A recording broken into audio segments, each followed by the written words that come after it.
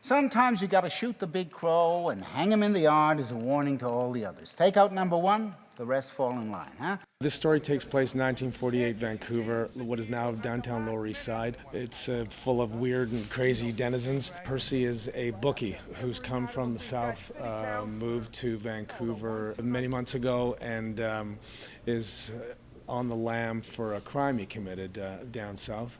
And he's undercover as essentially somebody else in Vancouver as a bookie who's trying to climb to the top of the ladder in Vancouver. Tell me, does he miss me? I don't know. We don't talk about you.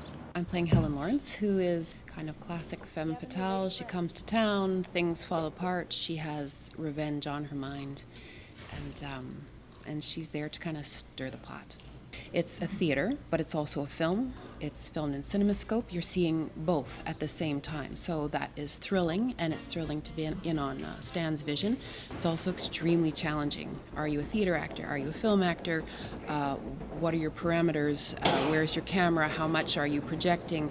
All of those have to be negotiated, and it's a huge challenge. Essentially, when you're not on stage, you are behind a camera, which moves on a dolly track, and that you are fully manipulating camera angles, lens sizes, etc., which need to be very, very, very specific in order to match up with what the computer's doing.